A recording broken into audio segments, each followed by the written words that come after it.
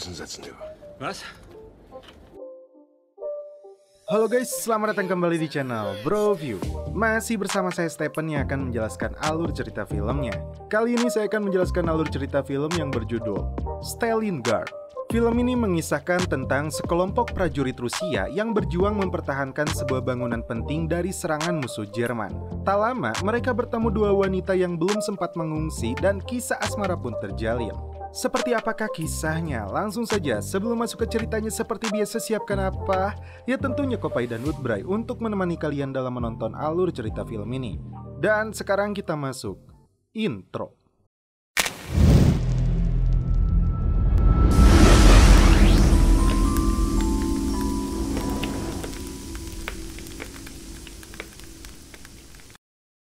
Dikisahkan terjadi gempa bumi dan tsunami mahadahsyat yang mencapai 9 skala Richter yang mengguncang Jepang. Ribuan orang diperkirakan menjadi korban bencana alam ini. Ratusan sukarelawan dari berbagai negara dikirimkan untuk membantu menyelamatkan korban yang masih terjebak di reruntuhan bangunan.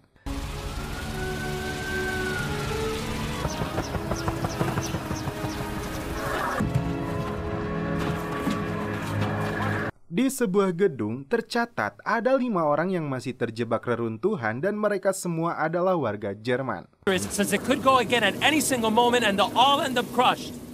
Salah seorang tim dari Rusia yang bernama Sergei memasukkan kamera untuk melihat kondisi korban. Sergei mengajak Nina yang terjebak di dalam untuk menghemat oksigen dan bertahan hingga mereka dievakuasi. Hey, Nina, nicht heulen. Dan inilah Stalingrad. Di tahun 1942, ribuan tentara Uni Soviet sedang bergerak menyeberangi sungai Volga menuju sebuah kota bernama Stalingrad. Let's go, brothers. Autumn 1942. Misi Uni Soviet kala itu adalah mengambil alih kota yang sudah dikuasai tentara Jerman. History.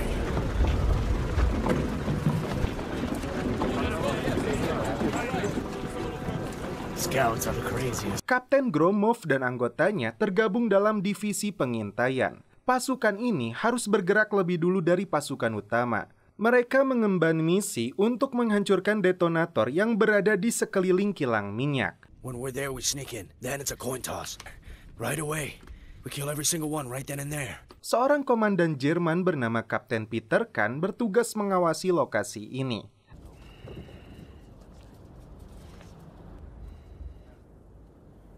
Jürgens. Dia menugaskan anak buahnya yang bernama Jargens untuk meledakkan tangki setelah melihat pasukan Rusia mulai mendekat. Baku tembak pun terjadi antara pasukan pengintai pimpinan Gromov dan tentara Jerman. Granate!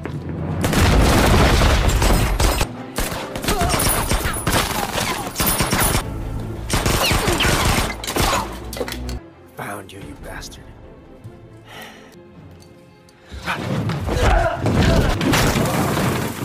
Hier unten! Wie viele?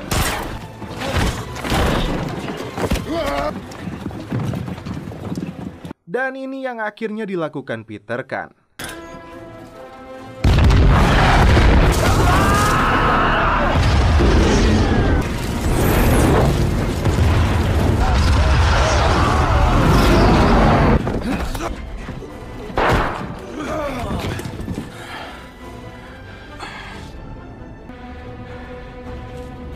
Sementara itu, Jerman mengerahkan pesawat tempurnya untuk menggempur tentara Rusia.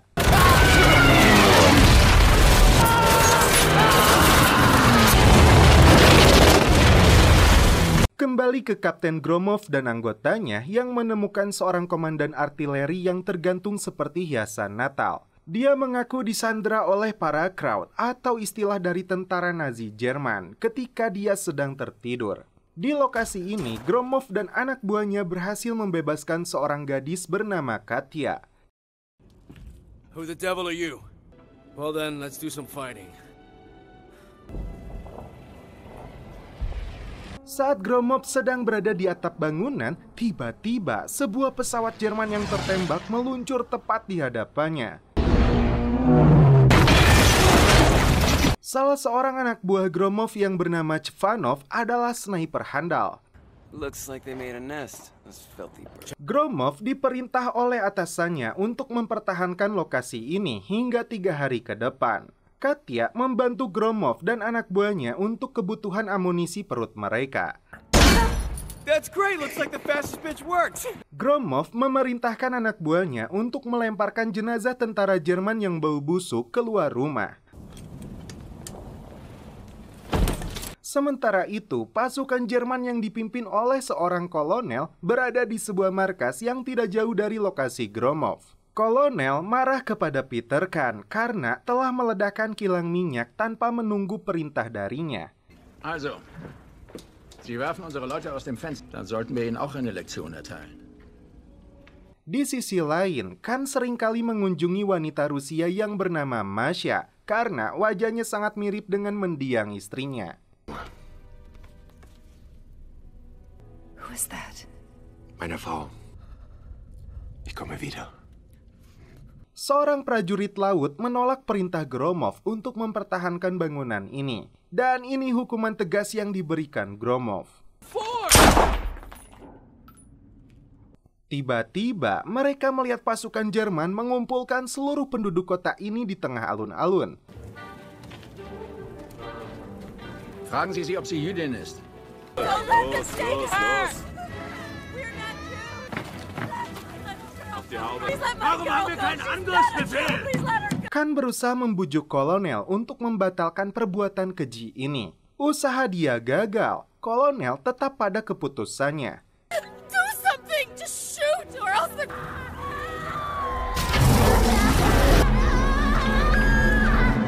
Damn it, no!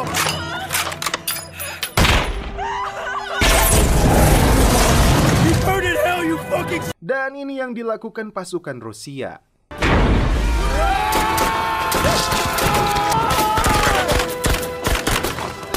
Dengan peralatan tempur yang seadanya, Gromov dan anak buahnya melakukan perlawanan kepada tentara Jerman.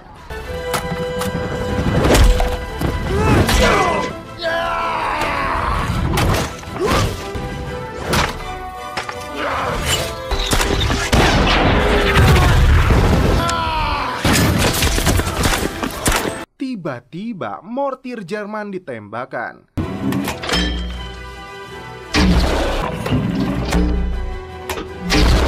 Seketika, Gromov mengajak anak buahnya untuk berlindung.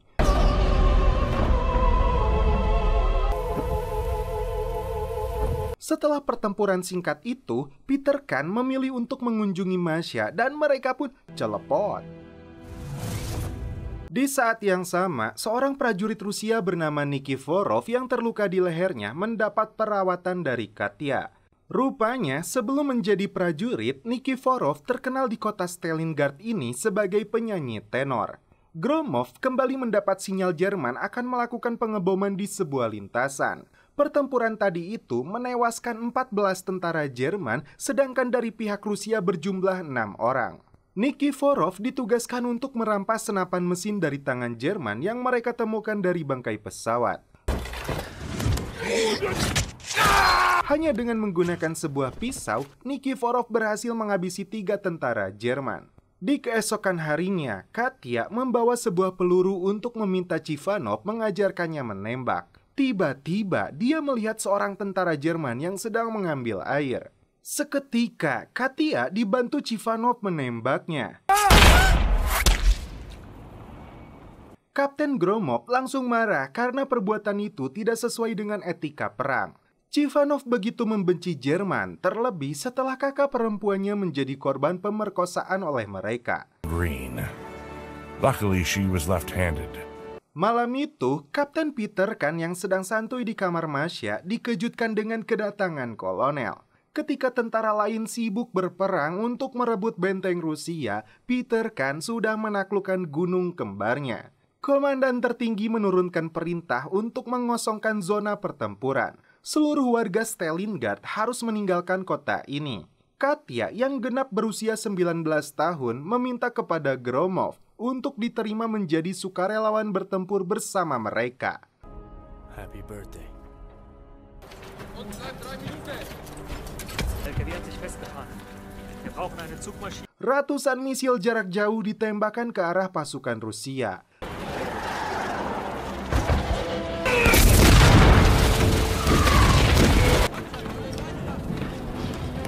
Ribuan rakyat Stalingrad diarahkan untuk menaiki kereta. Kapten Peter Kahn berusaha mencari keberadaan Masha. Masha!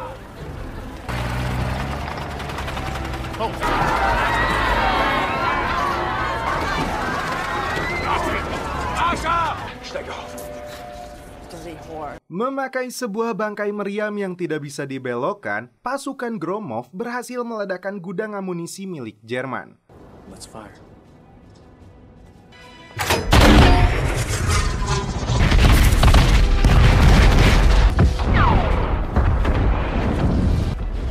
Nobody then would ever have called him a coward. Kolonel pun geram karena serangan itu. Emosinya semakin meledak setelah melihat Peter Kahn datang membawa Masha. Kahn diancam akan dieksekusi mati jika tidak berhasil mengambil alih bangunan itu dari tangan pasukan Rusia. Di sini, Kahn mulai beraksi. Seorang prajurit artileri ditugaskan untuk memperbaiki meriam tempur meskipun dia beralasan tidak ada suku cadang. Stand by and fire.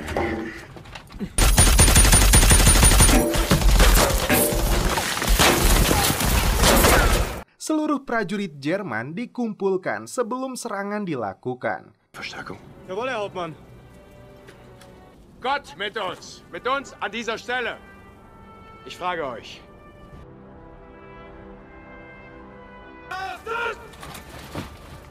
Di sisi lain, Gromov menjalankan strategi pertahanan.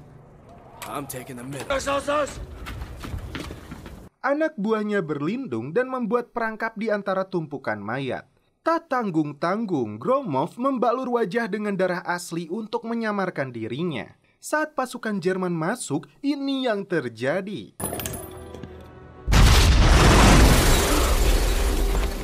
Kontrolliert die oberen Stockwerke.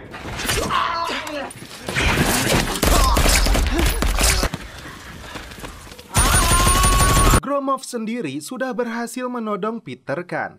Namun dia berhasil kabur lagi. Kolonel kecewa kepada Kahn dengan gagalnya misi ini. Peter Kahn ditugaskan untuk menjaga pos ini sementara waktu hingga kolonel kembali dari markas. Anak buahnya melaporkan bahwa telah berhasil memperbaiki meriamnya.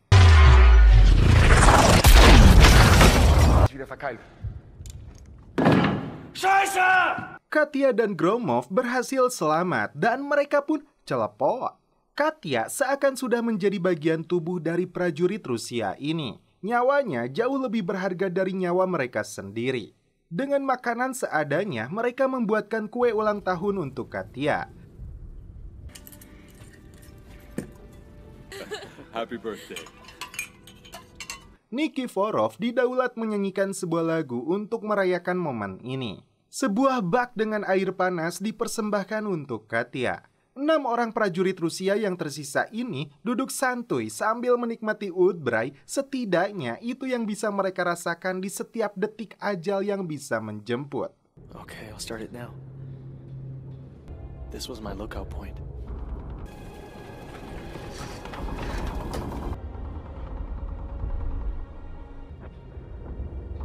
We'll wait it all out. I love you deeply. Yes, I know. Keesokan harinya, Kahn berencana untuk melakukan serangan terakhir untuk mengambil alih bangunan itu. Demi keselamatannya, Masha ditempatkan di sebuah lokasi gedung pemadam kebakaran yang tidak diketahui tentara Jerman ataupun Rusia. Dan tentu saja mereka pun celepot. Kocaknya si Babe tidak mau kehilangan momen untuk mandi air panas. Di pagi hari, Kahn keluar dari lokasi persembunyian Masha. Tak diduga Masha menyusulnya. Dan saat itulah Chivanov melakukan tembakan. Headshot.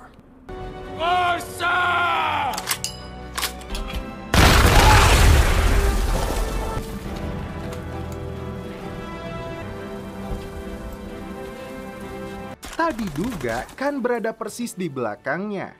Nikiforov diseret ke hadapan kolonel. tanpa mereka duga ini yang dilakukan Nikiforov.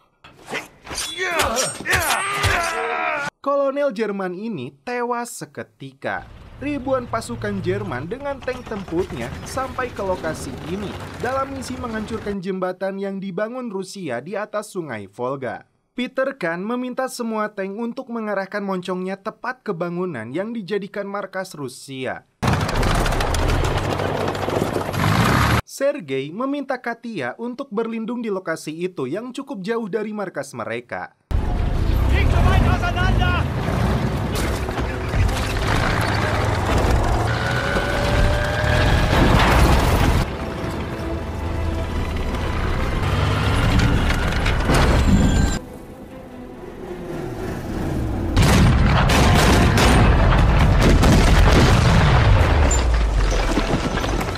Serangan tank ini meluluh lantahkan bangunan yang ditempati pihak Rusia. Tersisa Kapten Gromov dan Sergei saat Kapten Kahn melakukan serangan.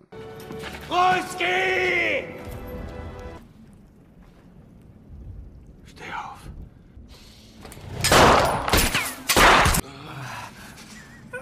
It's an airstrike now. Coordinates, quadrant 24. The Germans are coming in. They're coming in fast. Give us an airstrike.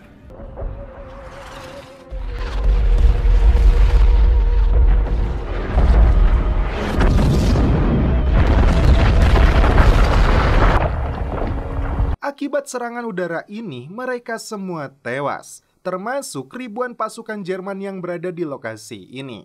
Hanya Katya yang selamat dari serangan ini.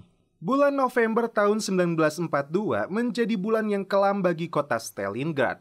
Jutaan nyawa orang melayang. Tim rescue dari Rusia berhasil menyelamatkan Nina dan 4 orang lainnya yang terjebak di reruntuhan gempa. Sergei yang menjadi relawan Rusia ini adalah anak Katya, dan ayah biologisnya adalah Sergei, seorang pahlawan dari Rusia. Ibunya sengaja memberi nama yang sama seperti ayah biologisnya. Sesuai pesan ibunya, demi mengenang perjuangan mereka, Kapten Gromov dan anggotanya dia anggap sebagai ayahnya pula. Dan setelah itu film pun berakhir. Oke guys, bagaimana menurut kalian alur cerita film dari Stalingrad ini? FYI, sekarang kota Stalingrad telah berganti nama menjadi Volgograd. Hancur lebur saat perang, kota tersebut telah dibangun kembali dengan didominasi patung patriotis yang disebut Motherland Calls atau panggilan Ibu Pertiwi. Tingginya 2 kali lebih tinggi dari patung Liberty, dan patung itu merupakan patung terbesar di dunia ketika diresmikan oleh otoritas Soviet pada tahun 1967.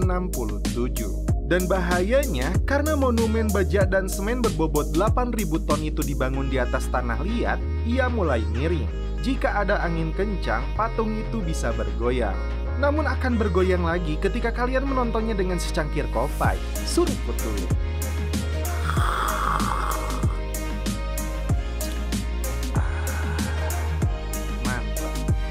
Oke guys, cukup sekian alur cerita film ini. Salam penutup seperti biasa dari kami. Mohon maaf bila ada kata-kata yang kurang berkenan di hati kalian. Mohon dimaafkan ya. Salam perfilman duniawi.